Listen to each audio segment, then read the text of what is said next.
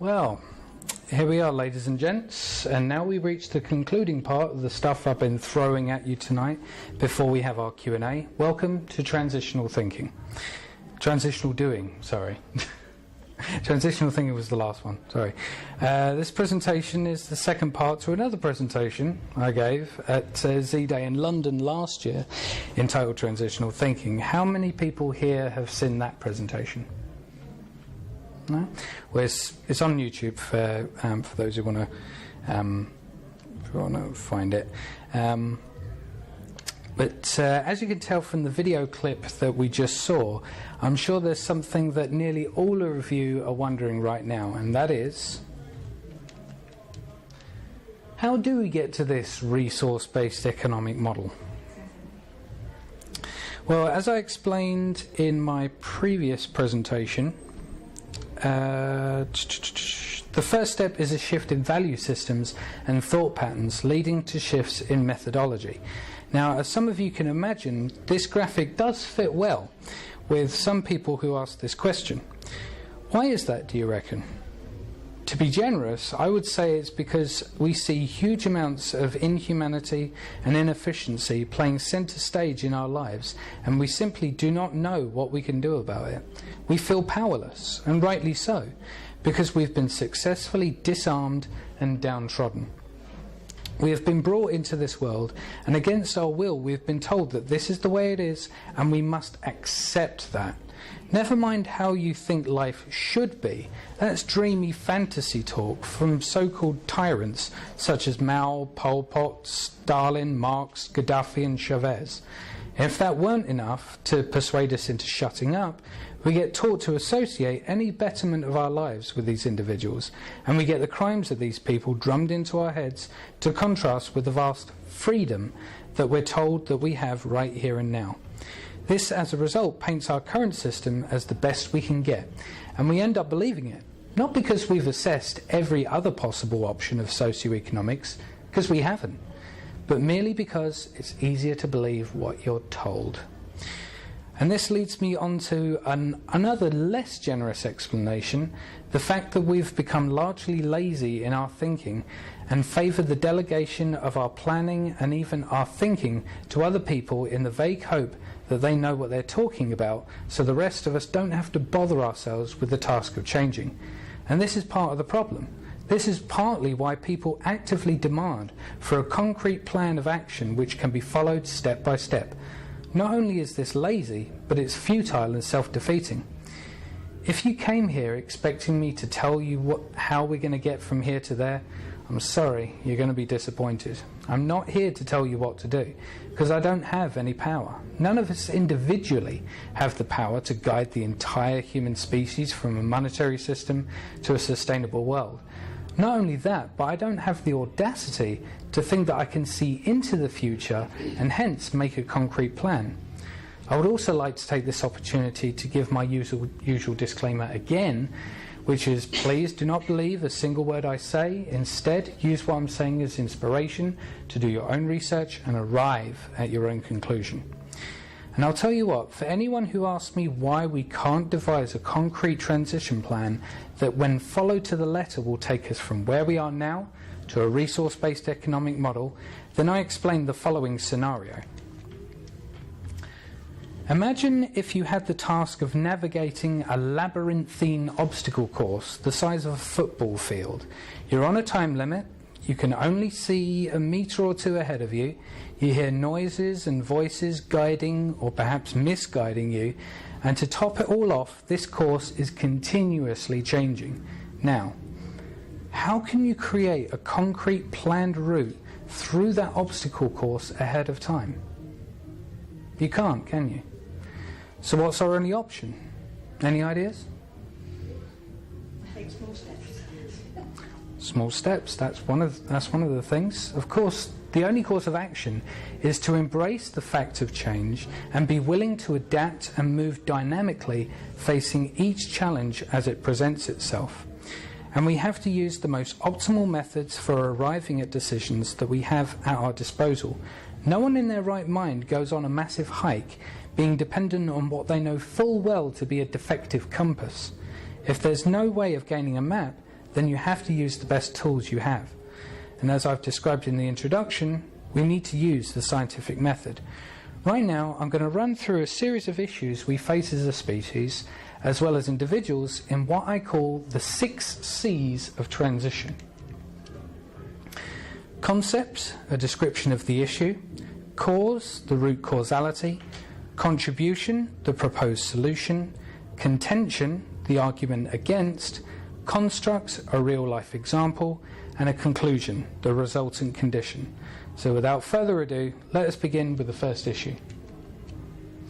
Global starvation, an issue which charities and aid organisations have existed with the aim of remedying for decades upon decades.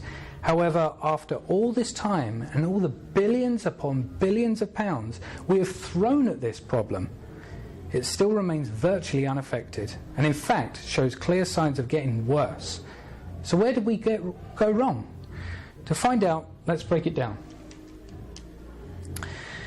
So the concept for global starvation, well, according to the Food and Agriculture Organization of the United Nations, or FAO for short, as of 2012, more than 1.02 billion of the entire population are starving to death. Now, I can say this with complete conviction. I don't care who you are, and I don't care how you cut it. That is unacceptable. The cause, I would say, is the monetary system itself. For if you do not have money or the support of those with it, you will perish. Now, not only do I perceive this to be completely inhuman and cruel, it can actually qualify as a violation of Article 2 of the Human Rights Act, the right to life.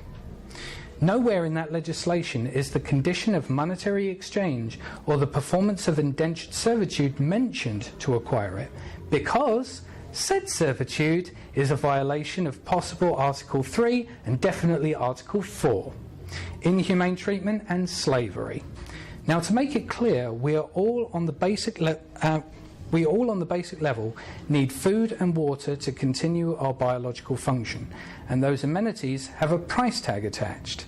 Not everyone is able to satisfy that price tag, so therefore human rights only extend to those who can afford it. That is not a right. That is a purchased privilege. The monetary system itself is a violation of multiple human rights. A contribution, just provide food needs by means of a method of agriculture known as hydroponics and aquaponics, the growing of plant food using nutrient-infused water or symbiotic fish farm systems. You see, several decades ago we discovered that we didn't need to plant seeds in dirt to grow it from there. When food is grown hydro or aquaponically, then we find that there is a vastly smaller amount of ground area required, meaning you don't need acres and acres of arable land, but instead it can be grown in devices as such what you can see here on the right. The reason for this Ferris wheel setup is so that the plants are only fighting gravity for a small percentage of their lifespan. This enables us to trick the plants into growing taller and producing higher yields. And because the water itself contains the necessary nutrients, there is zero need for any kinds of GMO products. The contention, overpopulation, the argument that there's just too many people. I received this argument quite a bit, and it's understandable to a point, given the fact that 7 billion sounds like a hell of a lot of people. It even sounds like an excessive amount of people. However, which landmass do you think that you could fit 1/7 of the Earth's population, or otherwise known as 1 billion, each with 4 feet square, each 4 square feet to stand on? Any ideas? Well, it's actually the Isle of Wight, a landmass that can't even be seen from space. Let's extend this out even further, okay?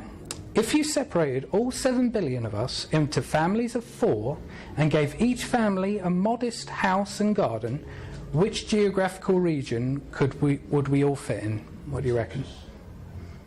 Correct. State of Texas.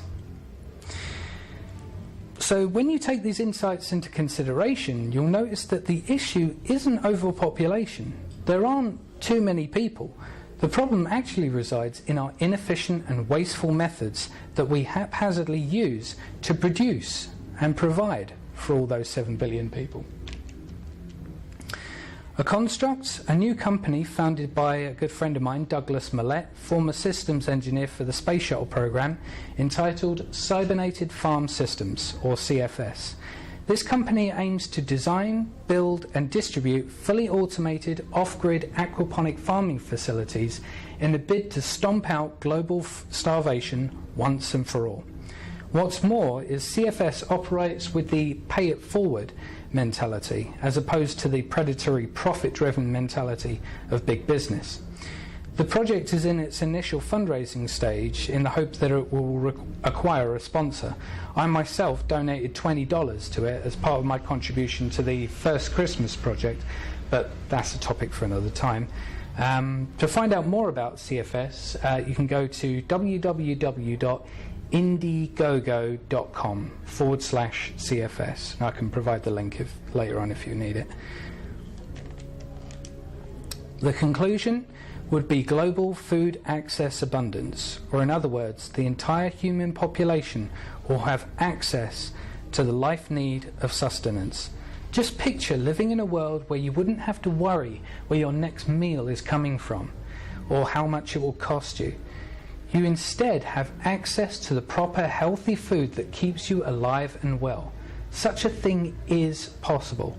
We just have to be willing to make it happen. Moving on to the next issue.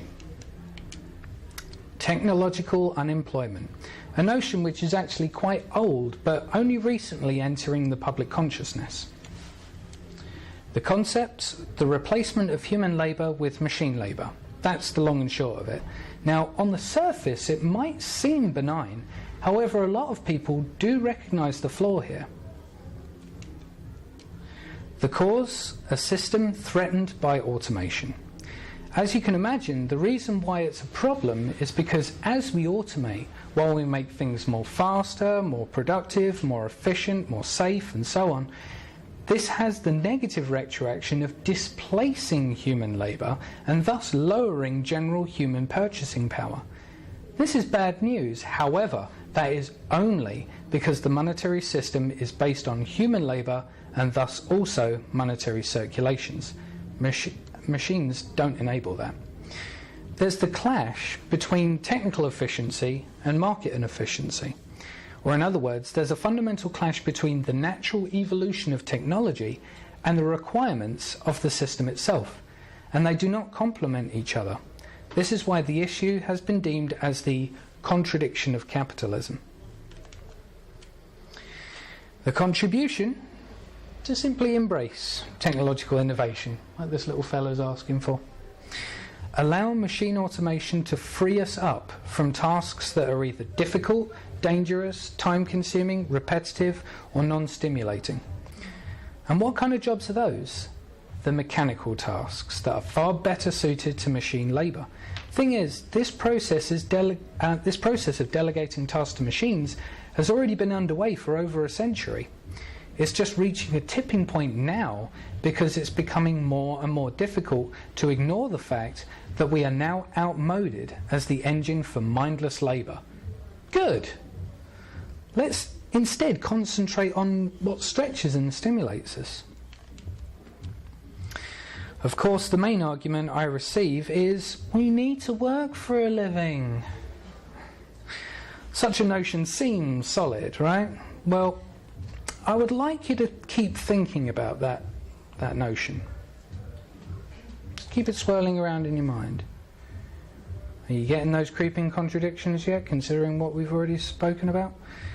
Considering that we've already, covered with the technology being able to provide an excess abundance of life needs, along with liberating us from life-wasting labour, what is the need to work for a living?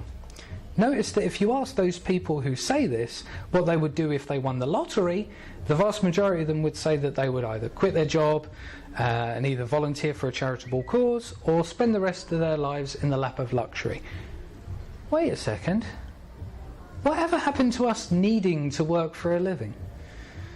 Oh yeah, that's right. When you have your life needs met, either by access or acquisition, then the need to work for a living just disappears, doesn't it? And you will notice that this need to work for a living doesn't apply to infants, the severely disabled, the elderly, the self-sufficient, or those who have inherited wealth. Okay. One example that we're familiar with by now is self-service checkouts. And I do apologise for this graphic, but I couldn't resist. This was one that went around Facebook a while ago. Horse on the self-counters. Unexpected item in the bagging area. These cool gadgets have been cropping up everywhere over the last 10 or so years, and they're on the whole quite handy. If designed and manufactured without planned or intrinsic obsolescence, then they would be super efficient and there would not really be any need to go to the conventional checkout other than the brief human interaction.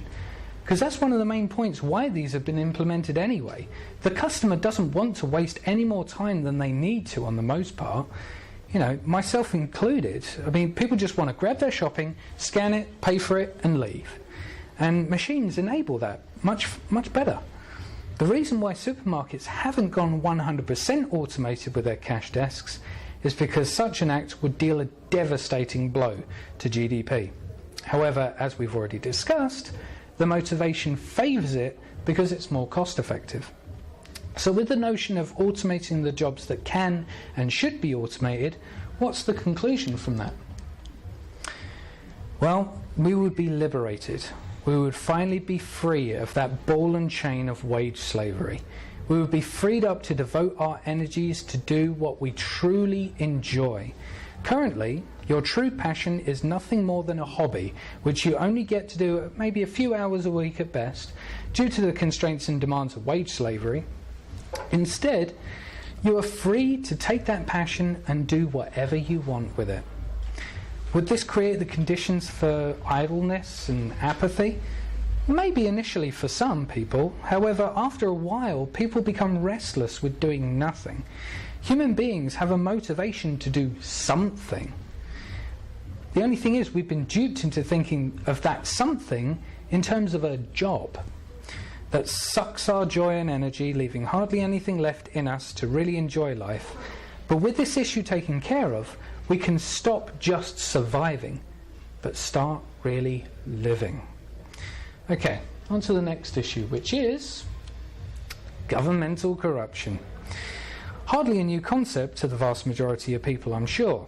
Virtually everyone recognises that politicians are corrupt. However, out of that number, how many would you say recognise why politicians are corrupt? Let's find out. The concept is that the structures of human authority have a conflict of interest within their method of governance, be it simple self-preservation of their power, or even the deliberate destruction or silencing of that which poses either an ideological threat or a physical threat. The operant mentality within our current political system is those who govern have more money, control and influence. One thing we need to recognise, though, is that there is no such thing as corruption within our current system. When you think of a corruption in an important system file on your computer, does your computer keep working regardless? No. In our current monetary framework, it's just business as usual, because the system itself is a corruption. The cause, again, the monetary system itself. As long as we have the monetary system involved, then it will always have its corrupting influence. For example, there's the industry of bribery known as lobbying, where financial and status kickbacks are provided for politicians on behalf of industries for the purpose of that politician pushing through legislation that will favour that industry. For example, the tobacco industry. or even the entertainment industry, seeking protection of their business through copyright legislation.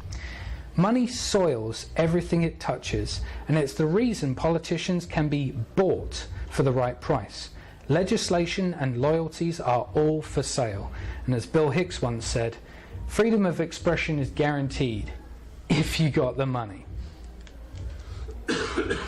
The contribution to this problem is a project that Peter Joseph of the Zeitgeist Movement is putting together called the Global Redesign Institute. This will act as a platform to create a think tank or parallel government gesture. This is done by bringing together what is known as interdisciplinary teams to deal with a single or a series of problems due to their technical expertise and expert knowledge. As we've mentioned in one of the previous videos, politicians don't understand how to actually solve problems. So how about, instead of asking for a seat at the table, as it were, but we create a new table of people with the applicable knowledge required to get done whatever needs to get done. The contention, obviously the main sticking point many people have with the idea of us actually making positive and progressive steps, is that we must somehow be corrupt or greedy or whatever negative notion you want by nature. Now, I have covered this in my podcast show, and Zeitgeist Moving Forward, copies of which I've provided for free if you want, spends a good 40 minutes on it, so I won't belabor it here. However, I will say that there's no evidence to suggest that any behaviour is in our nature. If it were, then there would be no uniqueness across of human behaviour across countries and cultures. The construct really is any group of people with specialist knowledge arriving at decisions due to conclusions they can draw from their collective experience. This kind of approach isn't extremely alien to our society. We have think tanks and microcosmic parallel governments deciding things for you right now. You have think tanks and microcosmic parallel governments for that very purpose. For example, do you vote on how a bridge is designed and built? No. Its design has already been decided upon based on scientific understandings and conclusions and verified calculations, and is built accordingly. The trick is to bring together the relevant experts with the goal of maximising human socio-economic sustainability. The conclusion is that we become our own leaders. We need to stop endorsing this, oh, that's beyond me, let them take care of that mentality, and realise that we could all contribute productively to this society if we wanted to. Back when the educational system began, you had to pay money to certain individuals and go to specialist locations for years on end, being taught academically a trade of specialisation. However, now, with an iPhone or similar device, you have complete access to the knowledge of all mankind right in your pocket. You see, the times they are a-changing, as Bob Dylan once said. You can become an expert in virtually anything because you have that information at your fingertips. What need is there for an elite when we can all learn to make an educated contribution? Now on to the last issue I'm going to cover tonight, which is global debt collapse. I'm sure you'll be familiar with the problem of debt, however, not as well known in society how much an issue affects more than just people who have a dinner date with a loan shark. It's a problem that can bring entire countries to their knees. It's a silver bullet for any monetary system. However, what you may not expect is that it's a vital and integral part of the monetary system. The concept is essentially the mathematical end result of infinite growth versus finite resources. You see, as we keep creating money and having to borrow money more and more, the debt grows, and as a result, the financial cohesion of entire nations are in jeopardy. However, the situation is reaching a tipping point because borrowing and consumption cannot last. As the Edward Abbey quote here points out, growth for the sake of growth is the ideology of the cancer cell. The cause is the fundamental logic of the financial system itself. It goes by the name of fractional reserve banking. The full description of the process would take a while. However, the long and short of it is that with every deposit that occurs, an average of 10% is set aside for a reserve. The rest is used to base new loans, and around 9 times of the base money, or what's known as the principal, is created out of thin air. And with loans, that's just the principal is created out of thin air. It's otherwise known as fraud. One thing you may be wondering is that where does the interest come from? There's only 2 places: the money supply, or that interest can be created with another loan which will come into existence with even more debt attached. As the graphic mirrors, this, ladies and gentlemen, is a fraudulent pyramid scheme. The contribution? Well, it's similar to if you have moulding food in your fridge that's causing a stink. You get rid of it. I mean, come on. I've already described systems that can cover human needs and providing a high standard of living. What need is there for debt? Just do away with it. What's the alternative? Keep raising the debt ceiling? I mean, really, is that really dealing with the problem? Or is that just kicking the can down the road and just setting us up for a huge fall? The contention... I quite like this slide. I need dollars on your teeth. Nice. It's actually a point that is used to argue against most of the proposals of a resource-based economic model. That being, but we need money to live. I'll tell you what, if you were plonked on a desert island with no resources but a huge pile of cash, how long would you live? Not very long at all. So, it's not money that you need, it's what that money buys. From what we can infer, that acquisition is a rather inefficient, cruel and restrictive method for meeting life needs. With a system based on access abundance, what need is there for money? Constructs of this problem and its solution exist today as many different monetary reforms, alternative currencies, and even debt forgiveness organisations. Bitcoin, for example, is probably the most popular of these alternative currencies and is already accepted widely for online payments. Another one, positive money, is another interesting alternative. In fact, we're going to be having Ben Dyson at Z-Day London this following Saturday to talk to us about positive money. There's also the free economy community is an interesting alternative, as well as the form of a skill trade idea. Mark Boyle, otherwise known as the Moneyless Man, and the founder of the free economy, will also be speaking at Z-Day London as well.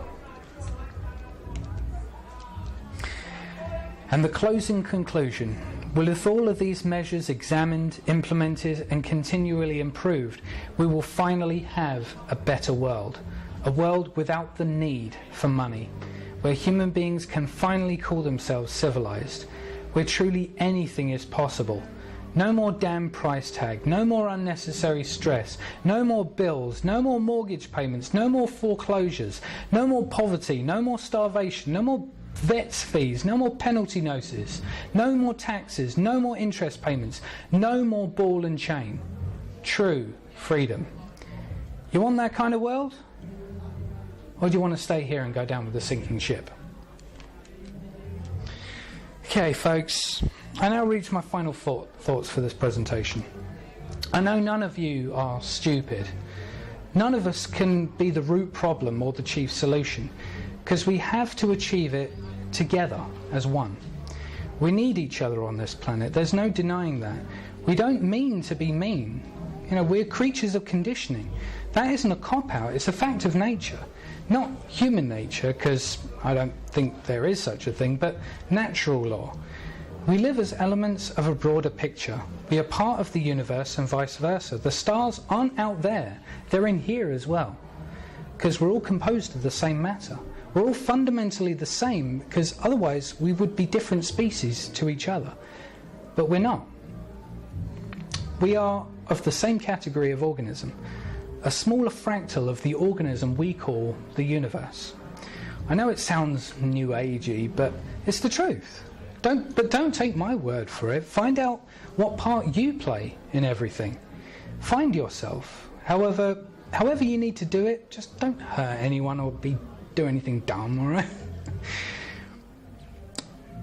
We're all imperfect. We make mistakes. That much is true. But we can affect that. We can be good to each other. I have explained in this presentation and on my previous talk that I gave at Z-Day 2012 that we need to change our ways or we will perish. I have opened my eyes to see the reality of infinite growth on a finite planet and recognize it as unsustainable. So I'm trying to communicate that to people in the hope that they will decide to have a look for themselves and think for themselves. Let's get that going as I draw to the end of my talk to the following Q&A. I'll end my presentation today with a quote from the late, great Richard Buckminster Fuller. You never change things by fighting the existing reality. To change something, build a new model which makes the existing model obsolete. Thank you very much.